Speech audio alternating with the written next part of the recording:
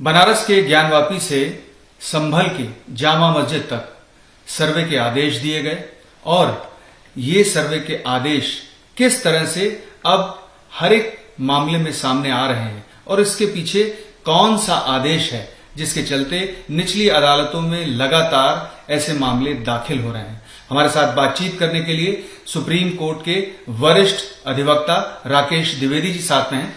Sir, मेरा सबसे पहला सवाल यही है कि 19 दिसंबर 2023 को जो इलाहाबाद हाईकोर्ट ने आदेश दिया था, ज्ञानवापी वाले मामले में फैसला दिया था, वो कितना महत्वपूर्ण है और जब तक उस पर स्टे नहीं लगेगा तब तक ऐसे मामले दाखिल होते रहेंगे।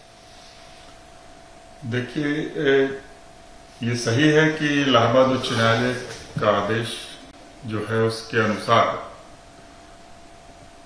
जो पूजा का स्थल है उसका चरित्र क्या था 15 अगस्त सन 47 को ये देखा जा सकता है जी।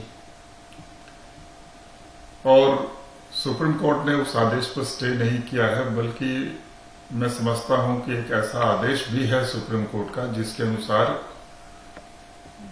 उसमें कुछ ऑब्जर्वेशंस हैं जिसकी वजह से ये चरित्र का परीक्षण हो सकता है। बिल्कुल सर, वो ऑब्जर्वेशन पूर्व सीजीआई डीवाई चंद्रचूड़ द्वारा दिया गया था, लेकिन ये फैसला आने से उससे पहले 2022 में ही वो ऑब्जर्वेशन दिया गया था और अब डिजिटल मीडिया में और सारी जगह यही माना जा रहा है कि जो ऑब्जर्वेशन था उसी के बेसिस पर अब आदेश आ रहे हैं। पहली बात तो ये जो ऑब्जर्वेशन था वो सिर्फ जस्टिस चंद्रचूड़ का नहीं था जी, बल्कि उनके नेतृत्व में जो खंडपीठ बनी थी, संभवतः 3 जज की थी शायद, जी बिल्कुल, तो उसका निर्णय है, इसलिए अकेले उनको फैसला करके उस पर कोई टिप्पणी नहीं होनी चाहिए, वो सुप्रीम कोर्ट का फैसला है।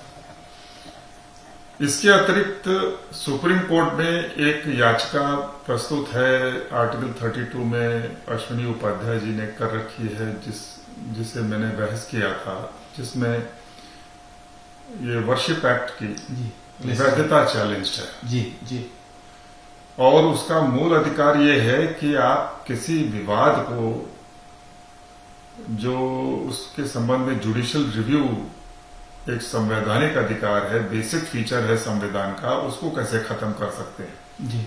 अगर आप किसी विवाद को अदालत में जाने से रोकते हैं तो फिर दूसरा मार्ग एक ही बचता है कि आदमी बल प्रयोग करे उसे हल करने के लिए। यानी कि जो 1991 प्लेसेस ऑफ वर्शिप एक्ट में एक तरह से पूरी तरह से बार्ड कर दिया गया कोर्ट जाने से, उसे चुनौती सुप्रीम कोर्ट में दी गई है और उसी पर आपने हाँ जी। तो अगर उसको पूर्ण बार माना जाए यानी कंप्लीट बार, जी, जैसा कि कुछ जो लोग इसका विरोध करते हैं वो कहते हैं कंप्लीट बार है, विपक्ष जो होता है जी, तो कंप्लीट बार मानेंगे तो जुडिशियल रिव्यू खत्म। सोचने का विषय ये है कि लगभग 800,000 वर्ष गुलाम रहे हम लोग जी, और उस दौरान बहुत कुछ टूटा, बहुत कुछ और बन गया। जब तक गुलाम थे आप इस मसले को उठा नहीं सकते थे और जब आजाद हुए तो आपने अदालत का दरवाजा बंद कर दिया। तो अब चरित्र भी नहीं देखा जा सकता,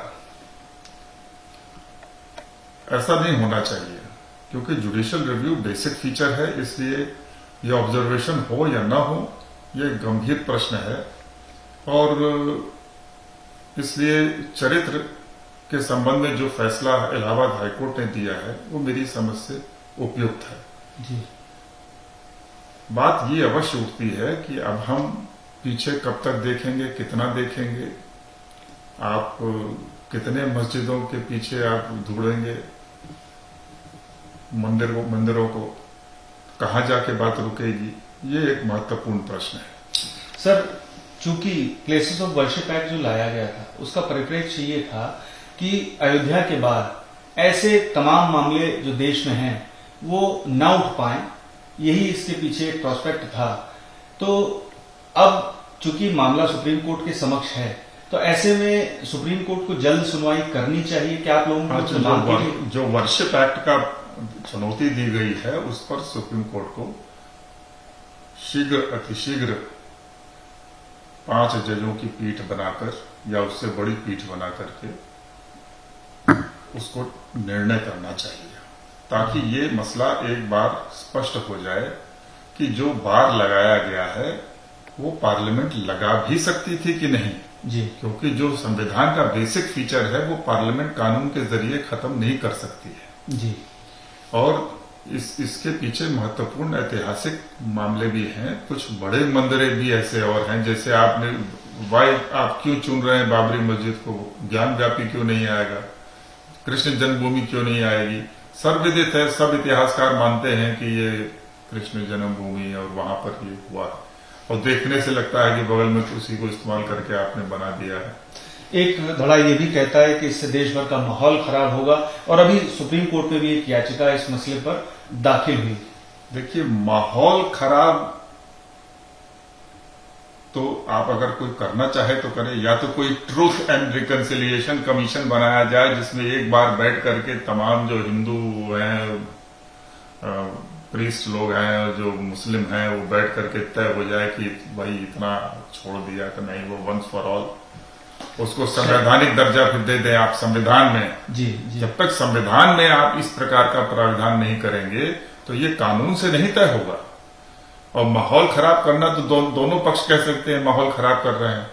आप हमारे मंदिरों को, वो एक पक्ष कहेगा हमारे पुरातन जो हैं एंशिएंट टेम्पल्स हैं जिसको हम ज्योतिर्लिंग मानते हैं, अगर आप वहां पर हमको पुनर्निर्माण करने नहीं देंगे अपने मंदिरों को तो भी माहौल खराब हो रहा है। हमारी आजादी क्या हुई, जब गुलाम थे तब टूट गया, आजाद हुए तो बना नहीं सकते।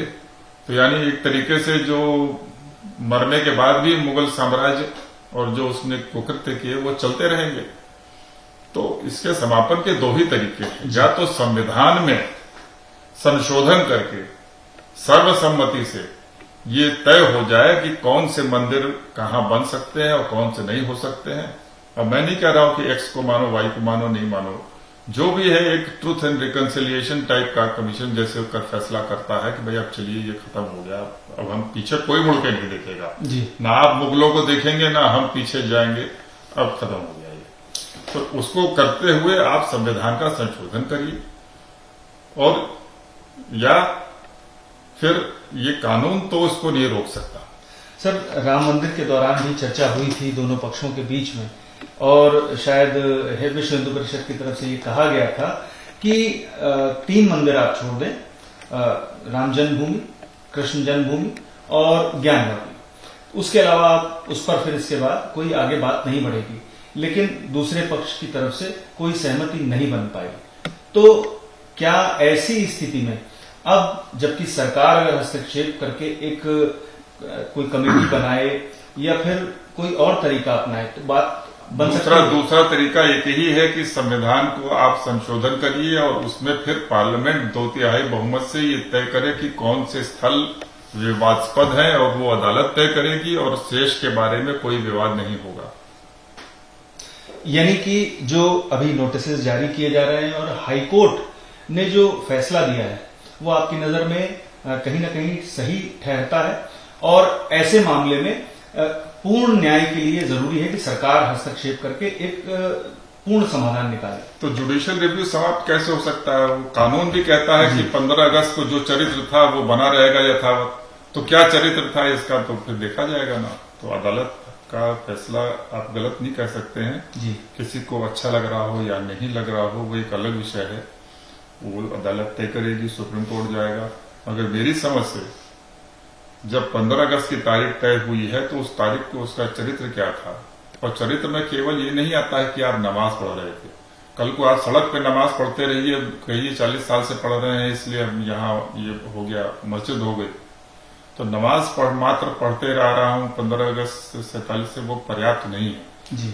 चरित्र मंदिर का इससे तय होगा कि उसके आप अंदर जो है मूर्तियां रखे हैं कि नहीं है। अभी आप देखा गया एक मध्य प्रदेश में एक स्ट्रक्चर है भोजशाला जहां पर सारी मूर्तियां रखी हुई हैं, मगर चूंकि कुछ लोगों ने उसको विवाद खड़ा किया तो उसको सर्वे ASI ने जो है बंद करके रखा हुआ है ना, वहां वो नमाज हो रही है, मंदिर में पूजा बाहर से हो रही है। अभी ये क्या चीज है? यानी सच सामने आना चाहिए, उसी से पूर्ण समाधान निकलेगा। हाँ, सत्य को छुपाने से नहीं काम चलेगा। और इसमें कोई बुरा नहीं है, ये हिंदू मुसलमान का विषय नहीं है। ये जो मुगलों ने जो इन्वेडर्स थे, जो आतंक किया था, जिसके तोड़फोड़ मचाई थी, उसके खिलाफ कार्रवाई है जी। ये मुसलमान के खिलाफ कार्रवाई नहीं है। मुसलमान तो जहां चाहे, मतलब आप इनको छोड़ दीजिए, वहां 10 एकड़ जमीन उनको दीजिए, बना ले मॉस्क, चंदा भी दिया जाएगा, बनाइए मॉस्क। तो ये इसको कुछ लोग हिंदू मुस्लिम बनाना चाहते हैं, हिंदू मुस्लिम नहीं जी। ये जो अत्याचार हुआ, अन्याय हुआ इतिहास में, जब हम गुलाम थे, और कोई दुनिया में ऐसा मुल्क नहीं है, देखिए, जहां पर कि आजाद होने के बाद वो, ठीक है, इतिहास की हर चीज को आप दुरुस्त नहीं कर सकते। हाँ। हम ये नहीं कह सकते कभी आतंक हुआ ही नहीं है म्यूजियम। जी जी। तो बहुत सारी चीजें हम दुरुस्त नहीं कर सकते, मगर बहुत सारी चीजें हैं जिन्हें दुरुस्त किया जा सकता है और किया जाना चाहिए कानूनी तरीके से। हाँ, कानूनी तरीके से।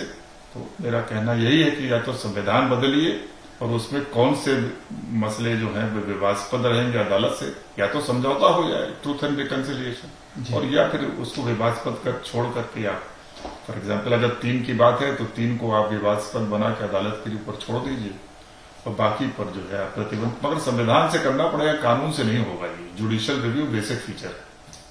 हमसे बात करने के लिए बहुत बहुत शुक्रिया। तो आपने सुना वरिष्ठ अधिवक्ता राकेश द्विवेदी जी को, जिन्होंने कहा कि कानून से नहीं होगा, और अदालत को अगर आप बार करते हैं, यानी कि बेसिक फीचर जो है कॉन्स्टिट्यूशन का, अगर आप अदालत में जाकर के पिटीशन फाइल करने पर प्रतिबंध लगाते हैं किसी कानून के जरिए, तो मसला हल नहीं हो पाएगा। पीयूष पांडे, TV9 भारतवर्ष, नई दिल्ली।